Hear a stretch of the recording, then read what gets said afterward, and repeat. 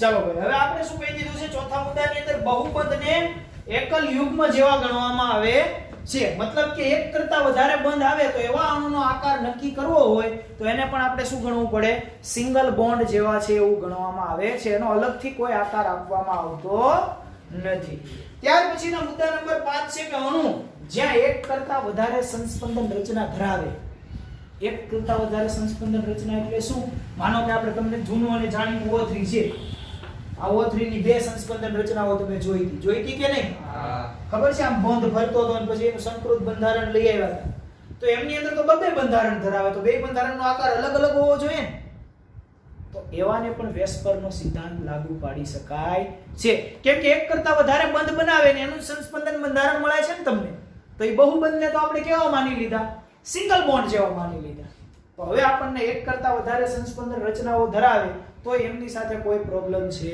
નહીં કેમ કે ગમે એટલા બંધ બનાવશે આ બાજુ ડબલ બોન્ડ બનાવે આ બાજુ ડબલ બોન્ડ બનાવે કે આ બાજુ ડબલ બોન્ડ બનાવે કોઈ પણ બાજુ ડબલ બોન્ડ બનાવે આપણે તો સિંગલ બોન્ડ જેવા જ માનીએ છીએ એટલે સંસ્પંદન રચનાઓને પણ વેસ્પરનો સિદ્ધાંત છે તે લાગુ પાડી શકાય છે ટૂંકમાં આખા વેસ્પર સિદ્ધાંતનો નિચોડ જો કાઢવા જઈએ તો એ એવું કહેવા માંગે છે બે વાક્યો કે મધ્યસ્થ પરમાણુ પાસે જે ઇલેક્ટ્રોન છે એમની સંયોજકતા કોષના એ ઇલેક્ટ્રોનની ગોઠવણી સમજાવે છે શું સમજાવે ઇલેક્ટ્રોનની ગોઠવણી એ ગોઠવણી કેવી હોવી જોઈએ કે જેથી એમની વચ્ચે અપાકર્ષણ ઓછું લાગે આખો સિદ્ધાંત શું કહેવા માંગે કે મધ્યસ્થ પરમાણુ પાસે ઇલેક્ટ્રોનની ગોઠવણી કેવી હોવી જોઈએ કે જેથી કરીને ઇલેક્ટ્રોન યુગ્મો વચ્ચે અપાકર્ષણ છે એ ઓછું લાગે તો એમાં બે સવાલ આવે કે એક તો બંધકારક ઇલેક્ટ્રોન યુગ્મ અને અબંધકારક ઇલેક્ટ્રોન યુગ્મ આવું હોય ને મેં હમણાં કીધું હતું કે Ab3 છે અણુ માનો કે આ કોઈ Ab3 અણુ છે તો આમાં બે પ્રકારના તમને જોવા મળે છે જુઓ તો બે પ્રકાર જોવા મળે કે નહીં બે પ્રકાર એક બંધકારક ઇલેક્ટ્રોન યુગ્મ અને શું કહેવાય બંધકારક ઇલેક્ટ્રોન યુગ્મ જેને ઇંગ્લિશમાં કહેવામાં આવે છે બોન્ડ પેર અને આને શું કહેવામાં આવે અબંધકારક યુગ્મ આને શું કહેવામાં આવે છે લોન પેર તો હવે આ અણુ તો છે કે આની અંદર એક જ લોન પેર પણ ઓક્સિજન જેવા હોય તો H2O જેવા તો આની અંદર તો બે લોન પેર છે કે તો ફરી પાછો લોન પેર નું અપાકર્ષણ હોય કે નહીં બંધ બનાવી લીધા એમની વચ્ચે તો અપાકર્ષણ ઓછું હોય પણ જે બંધ નથી બનાવ્યા ને એમની વચ્ચે અપાકર્ષણ સૌથી વધારે હોય એટલે તો H2O નો આકાર કેવો છે વળેલો શાના કારણે છે કારણ કે લોન પેર વચ્ચે અપાકર્ષણ થાય છે હાઇડ્રોજનને લાગે ને નીચે ધક્કો લાગે તો બંધિત ઇલેક્ટ્રોન કરતા જે ઇલેક્ટ્રોન યુગ્મ જે બંધમાં નથી ભાગ લેતો ને એનું અપાકર્ષણ જે સૌથી હાઈએસ્ટ હોય તો સૌથી વધારે અપાકર્ષણ ક્યાં હોય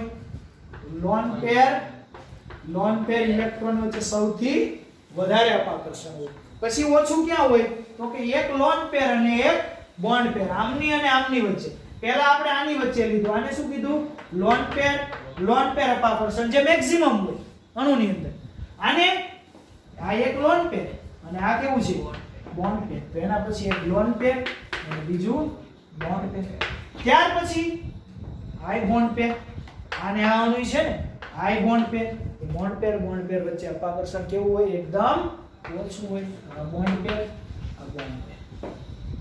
એમની વચ્ચે અપાકર્ષણ કેવું હોય સૌથી ઓછું આ આપણે યાદ રાખવાનું છે હંમેશા યાદ રાખવાનું છે કે લોન પેર અપાકર્ષણ સૌથી વધારે લોન પેર બોન્ડ પેર એનાથી ઓછું અને સાવ ઓછું કોનું હોય બોન્ડ પેર અપાકર્ષણ છે કેવું હોય છે એકદમ ઓછું હોય છે એની સમજૂતી એમાં નીચે તમને લખેલી છે સમજૂતીમાં એવું આપેલું છે કે આ લોન પેર છે આ લોન પેર છે તો એમની વચ્ચે મેક્સિમમ હોય અપાકર્ષણ તેથી આમ મહત્તમ કહી દીધું પછી આ એક લોન પેર અને એક બોન્ડ પેર એમાં આ બંધિત ઇલેક્ટ્રોન છે આ બંધિત ઇલેક્ટ્રોન નથી એટલે થોડું લોન પેર કરતા થોડુંક આમાં કેવું હોય છે ઓછું હોય છે ત્યાર પછી આમાં તો કેવું હોવાનું મેક્સિમમ સાવ ઓછું હોવાનું અહીં બંધિત ઇલેક્ટ્રોન અને અહીં બંધિત ઇલેક્ટ્રોન એટલે બોન્ડ પેર વચ્ચે કેવું હોય સાવ ઓછું હોય છે ક્લિયર આટલું ચાલો ત્યાર પછી હવે હવે આ વેસ્પરના સિદ્ધાંતથી એટલે સંયોજકતા કોષ ઇલેક્ટ્રોન યુગ્મ અપાકર્ષણના સિદ્ધાંતથી આપણે અણુને આકાર સમજવા માટે કેટલા વિભાગમાં વહેંચવામાં આવશે? બે વિભાગમાં.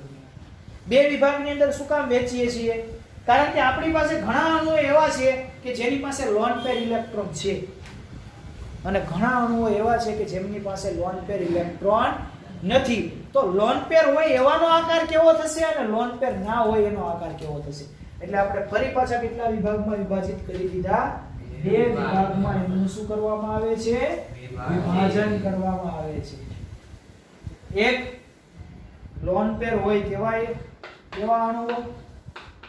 લોન પેર હોય તેવા મધ્યસ્થ પરમાણુ પાસે, અને બીજું લોન પેર ન હોય તેવા સમૂહ અથવા તો તેવા અણુઓ. લોન પેર હોય એટલે કેવા? તો આ BF3 છે, BF3 તો બોરોન છે મધ્યસ્થ પરમાણુ થાય, ઓછી વિદ્યુત ઋણતા. આમાં ફ્લોરીન, અહીંયા ફ્લોરીન, અહીંયા ફ્લોરીન. આમાં બોરોન પાસે લોન પેર ઇલેક્ટ્રોન છે, અયુગ્મિત ઇલેક્ટ્રોન છે કોઈ નહીં. 13મા સમૂહમાં હોતા નથી, 14મા સમૂહમાં હોતા નથી. ક્યાંથી ચાલુ થાય? 15મા સમૂહથી ચાલુ થાય છે. તો આની પાસે કોઈ નથી. તો આવા અણુનો આકાર કેવો હોય છે? એટલા માટે જ તમને ખબર હોય કે AB3 ની અંદર બે પ્રકારના આવતા હતા આકાર. કેટલા આવતા હતા? બે પ્રકારના. એક વખત આવતું હતું સમતલીય ત્રિકોણ અથવા ત્રિકોણીય સમતલ. ઓકે, અને બીજું આવતું હતું ત્રિકોણીય પિરામિડલ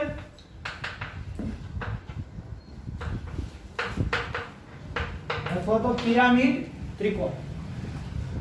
બે પ્રકારના આવતા હતા. તો આ શાના કારણે? બે AB3 પ્રકારના છે, છતાંય કેમ અલગ અલગ આકાર? કેમ કે આમાં જે પિરામિડ બને છે એ શેના કારણે બને છે? લોન પેરના કારણે બને છે. કોના કારણે? લોન પેરના કારણે. આમાં કોઈ લોન પેર છે નહીં, માટે એમાં એવું કઈ થતું નથી. તો આમાં લોન પેર હોવાને કારણે એનો આકાર બદલાય છે. એવી જ રીતે આપણે વળેલો આકાર થતો તો એ કોના લીધે થતો હતો? લોન પેરના કારણે થતો હતો કે નહીં? બાકી BF2 આવે, આ BF2 આ કયા પ્રકારનો અણુ છે? AB2 પ્રકારનો જ છે ને. અને આવડો આ લઈ લઈએ આપણે BF2 અને આ H2O. તો આ કેવો છે? AB2 પ્રકારનો જ છે કે નહીં? બે હાઇડ્રોજન સમાન એટલે B2 સમાન છે અને એક એટલે તો આનો આકાર વળેલો આવતો હતો અને આનો કેવો આવતો હતો? રેખીય. તો આનો વળેલો શા માટે આવ્યો? કારણ કે આમાં શું હતું? લોન પેર આવતું હતું. આમાં કોઈ લોન પેર છે નહીં. BeF2 બેરેલિયમ સમૂહ નંબર 2 આમાં કોઈ લોન પેર છે નહીં, માટે એવું થતું હતું. એટલા માટે વેસ્પરે એમનો આકારનું પ્રાકકથન કરતી વખતે અણુઓને બે વિભાગમાં વિભાજિત કરી દીધા. બે વિભાગમાં વિભાજન કરી અને પછી હવે આકારની વાત કરે છે કે સૌથી અણુઓના આકાર છે મધ્યસ્થ પરમાણુમાં કઈ રીતે ગોઠવાયેલા હોય. ટેબલની અંદર જે પ્રથમ સમજ્યા છે એ છે 4.6. કેટલાનું ટેબલ છે? 4.5. અને બીજું એક ટેબલ તમારી ટેક્સ્ટ બુકની અંદર 4.6 પાછળ આપેલું છે. હવે આ આકાર તમારે હંમેશા યાદ રાખવાના રહેશે. એટલે નીટમાં પણ પૂછાય, JEE માં પણ પૂછાય અને કોઈ પણ જગ્યાએ પૂછાય. કયા આકાર? કે AB પ્રકારનો અણુ હોય, AB પ્રકારનો અણુ તેનો આકાર કેવો હોય? કેવો હોય? રેખીય. AB2 પ્રકારનો હોય તો વળેલો અને રેખીય. AB3 પ્રકારનો હોય તો ત્રિકોણીય પિરામિડલ અને ત્રિકોણીય સમતલ. ચાલો AB4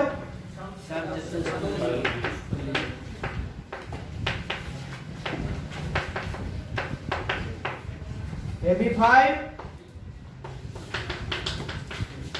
ત્રિકોણીય દ્વિપિરામિડ.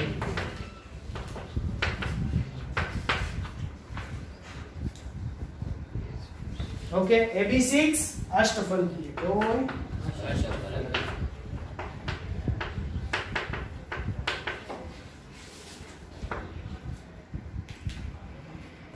AB7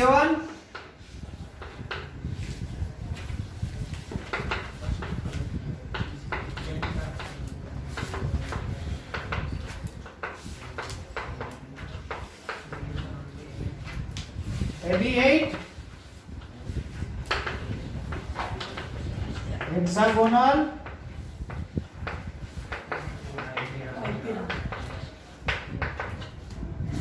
bipiramid. તમારે ક્યાં સુધી યાદ રાખવાના છે? AB5.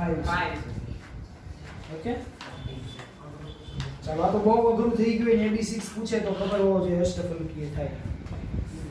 હવે AB જોયો, AB2 જોયો, AB3 મેં બતાવ્યો આકાર તમને. AB3 આકાર બતાવ્યો તો નતો બતાવ્યો? પેન થી બતાવ્યો તો ને આકાર. આ પિરામિડલ એ બતાવ્યો તો. ચાલો AB5, AB4 નતો બતાવ્યો. લાવો ભાઈ, લાવો પેન લાઈ બતાવી. લાવો હજી સમચતુષ્ફલકીય મતલબ ચારે ચાર પરમાણુઓ છે કેન્દ્રથી કેવા હોય? સમાન અંતરે ગોઠવાયેલા હોય. એટલે આ CH4 છે ને, આ હાઇડ્રોજન, આ હાઇડ્રોજન, આ હાઇડ્રોજન અને આ હાઇડ્રોજન. અહીંયાથી હું હાઇડ્રોજન ને એક પકડું તો આ ત્રણે ત્રણ હાઇડ્રોજન મને આમ લાગે. આને પકડું તો આ ત્રણે ત્રણ આમ લાગે. ટૂંકમાં સમચતુષ્ફલકીય એટલે કેવા? એના બધા જ ખૂણાઓ કેવા હોય? સમાન હોય. બધી જ બાજુ સમાન રીતે ગોઠવાયેલા હોય. ત્રિકોણીય પિરામિડલ એટલે કેવો હતો? તો કે ત્રિકોણીય પિરામિડલ એટલે આ એક ત્રિકોણ બનાવે આવી રીતે. આ ત્રિકોણ બનાવે. એક યાદ છે પેનો ભાઈ. AB3 NH3 બતાવો. NH3 નો આકાર ત્રિકોણીય પિરામિડલ છે. હાઇડ્રોજન, હાઇડ્રોજન, આ હાઇડ્રોજન. જુઓ આ ત્રણ NH3 છે, આ ત્રણે ત્રણ હાઇડ્રોજન છે. પણ ત્રિકોણ તો બને છે આ, પણ ઉપર પિરામિડ બને. પિરામિડ બને એટલે ઉપર કોણ છે? અયુગ્મિત ઇલેક્ટ્રોન છે. આ શું કરશે? અયુગ્મિત ઇલેક્ટ્રોન આમની બોન્ડ પેર વચ્ચે અપાકર્ષણ કરશે એટલે થોડાક આમ નીચે આવશે, આમ આવશે એટલે આમ આવશે, આમ છે. આવો આકાર છે. કેવો? આવો. એટલે આ ત્રિકોણ બન્યો. દેખાય? આ ત્રિકોણ અહીંયાથી ઉપર ઉપસેલો અહીંયા સુધી ત્રિકોણ બન્યો. પછી પિરામિડ એટલે મંદિરનું ઘુમટ હોય ને એના જેવો. જો આ અહીંયાથી જોડાયેલો હોય છે, આ અહીંયા આની સાથે જોડાયેલો હોય છે, આ આની સાથે. એટલે આવું હોય છે. આ ત્રણે ત્રણ એકબીજા નીચે જોડાયેલા હોય છે, જોડાયેલા. પછી આ ને ત્રણેયના માથા છે આની સાથે જોડાયેલા હોય. આ થઈ ગયો ત્રિકોણીય પિરામિડ. પછી કીધો છે AB5 ત્રિકોણીય દ્વિપિરામિડ. તો આ ત્રિકોણ બનાવે AB5.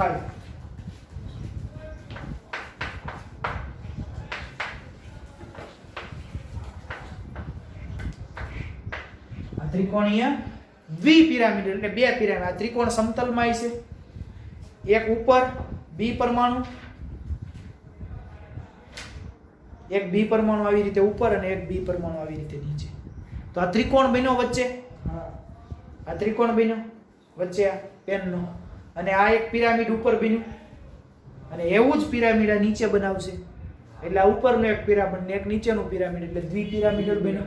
તો અહીંયા લખ્યું ત્રિકોણીય દ્વિપિરામિડલ આવી રીતે બનાવે છે.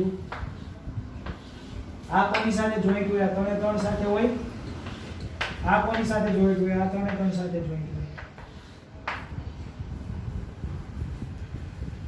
થઈ ગયો ત્રિકોણીય દ્વિપિરામિડ.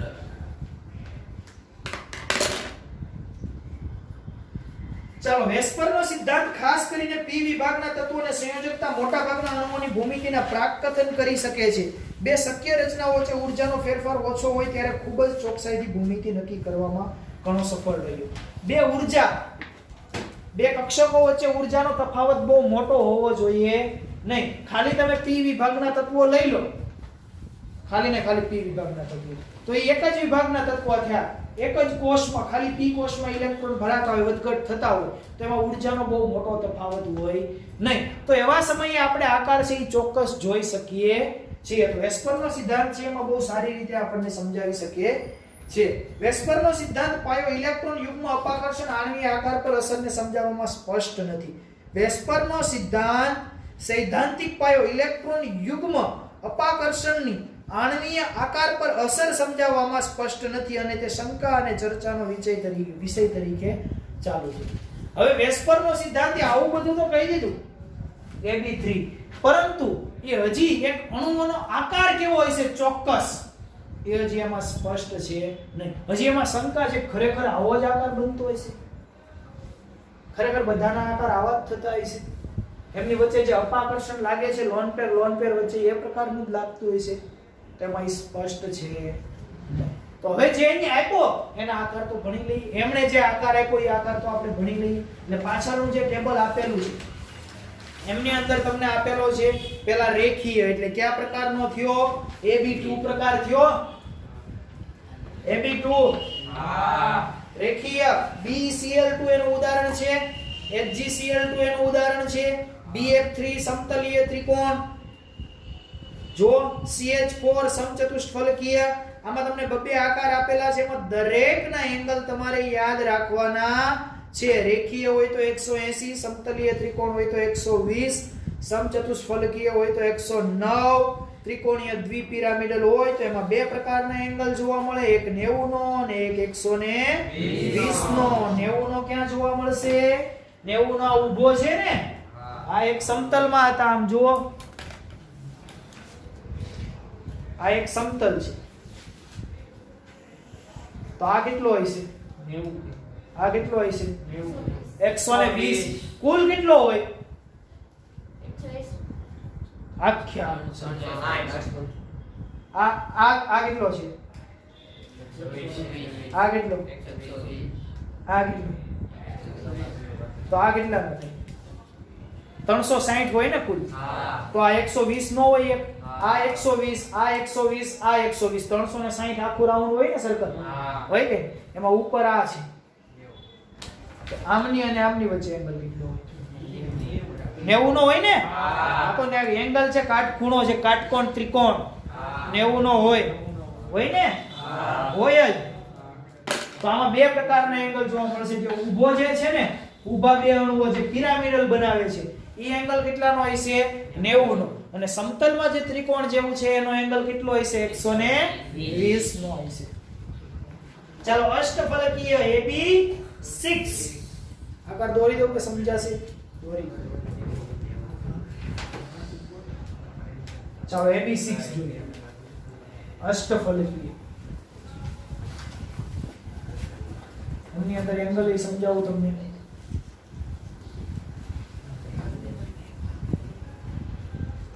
AB6 નું ઉદાહરણ આપેલું છે SF6. SF6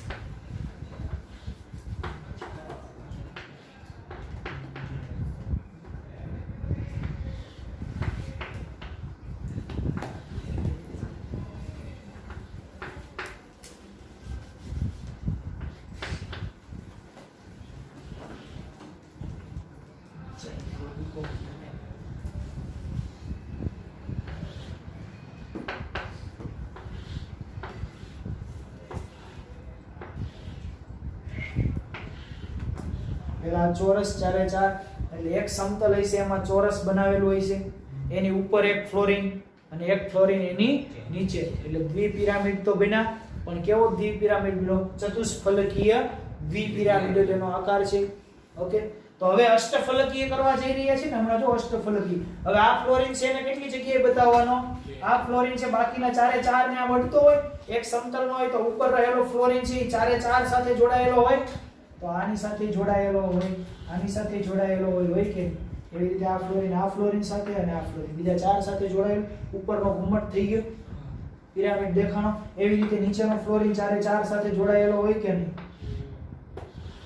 હવે અષ્ટફલકીય થઈ ગયો, બધી બાજુ સરખી થઈ ગઈ કે નહીં? એટલે આને શું કહેવામાં આવે? અષ્ટફલકીય. એમાં એંગલ કેટલો હોય વચ્ચેનો?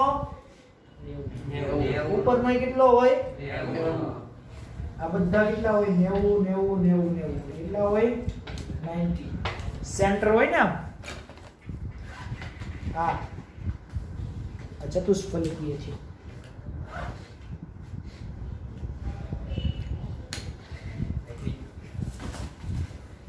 આ ચતુષ્ફલકીય છે.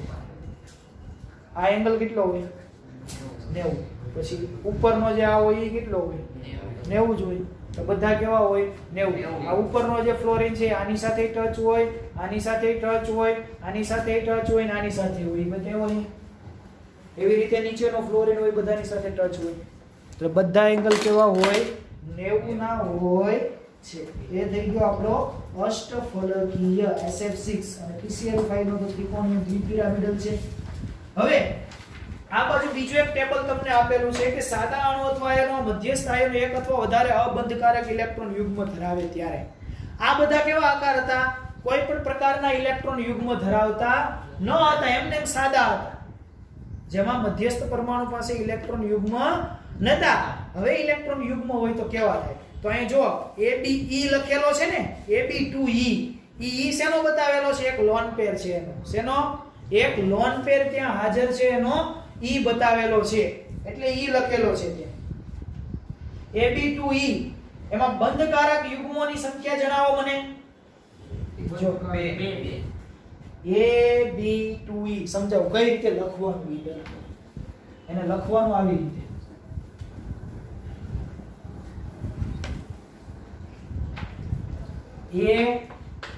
AB2E. તો મધ્યસ્થ પરમાણુ કોણ? A. એમાં એક લોન પેર છે, એટલે આ લોન પેર. એનું હું બતાવું છું ખાલી અત્યારે લીટો કરીને કે આ કોણ છે? લોન પેર છે. જે બંધ નથી બનાવતી એમને એમ બતાવ્યું. પછી કોણ છે? 2B છે. આ 2B. તો હવે આપણને એમ કે આમાં બંધકારક ઇલેક્ટ્રોન યુગ્મોની સંખ્યા કેટલી? કેટલી? પાછા ભૂલી ગયા. 2. સામી તો દેખાય છે. અને અબંધકારક ની કેટલી? 1. આવડી છે લખતા? એવાનું ઉદાહરણ આપો તો SO2 ને O3. SO2 એ જ પ્રકારનું થાય ને? હા. અને O3 ત્યાર પછી AB3E. AB3E. AB3E. આને કેમ લખવાનું? A અહીંયા B3 1 2 ને 3 ને એક લોન પેર છે કે નહીં? તો આવો કોણ છે? NH3 છે કે નહીં? આ 1 2 વાર છે 3. હા તો આવું થાય. તો બંધકારક કેટલા? 3. અબંધકારક કેટલા? એવો કોણ છે? NH3. ચાલો આગળ. AB2E2. AB2E2 मतलब બે લોન પેર. કેટલી? બે લોન પેર. ચાલો બે લોન પેર બતાવો. આ A, આ B, આ B, B2 અને બે લોન પેર. એક ને 2 અને લીટા કરી દો. હા. E2 થઈ ગયા 2. ઓકે, તો આવું કોણ છે? તો આવું H2O છે. તો ઓક્સિજન પાસે એવું જ તો છે ભાઈ, છે કે નહીં?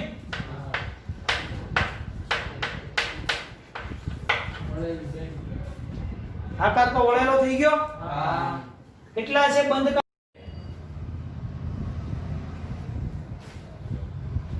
એના પછી આગળ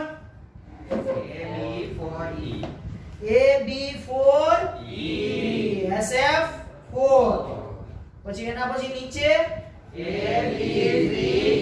એક મિનિટ. સિંચવો, સીસો આકાર સામાન્ય કીધેલો છે, તમને વળેલો હોય તો ખબર પડી જાય. ચીંચવો એટલે શું ખબર? ચીંચવો, સીસો કહેવાય ઇંગ્લિશમાં. તમે નાના હતા ત્યારે પાર્કમાં ગયા, પેલો ખબર હે ઊંચક નીચે, આ બાજુ સામે એક આમ બેસાડવાનું, આ બાજુ બેસાડવાનું, એટલે આમ કરીને ઊંચું થઈ ગયું. ઊંચક નીચે પેલું ઊંચક નીચે એક ધરી ઉપર આવે, અહીંયા બેસવાનું. ઓકે, એને કહેવાય ચીંચવો. શું કહેવાય? ચીંચવો. સીસવો નહીં, સીસવો નહીં, શું કહેવાય? ચીંચવો. તો એવો કેમ કીધો એનો આકાર? કારણ નહીં, ત્રિકોણીય દ્વિપિરામિડલ છે ને, તો એમાં આવું છે. જુઓ અહીંયા લોન પેર છે.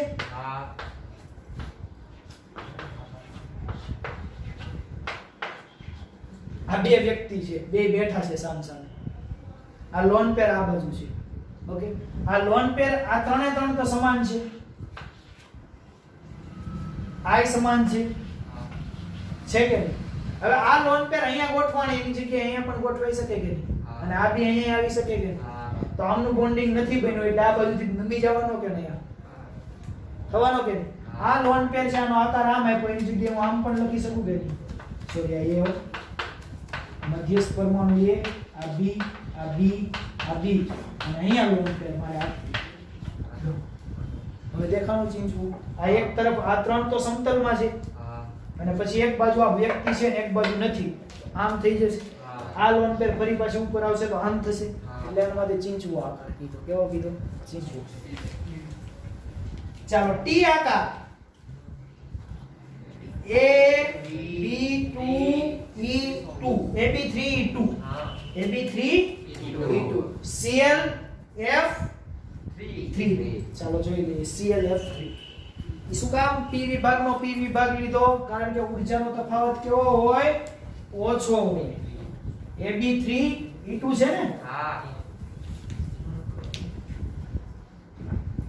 AB3E2 ClF3 બતાવો ક્લોરીન ની બાહ્યતમ કક્ષામાં કેટલા હોય 1 2 3 4 5 6 ને 7 આ 1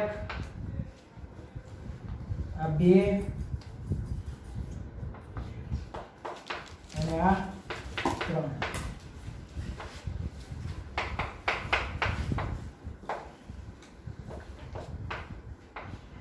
શું કે નહીં આવું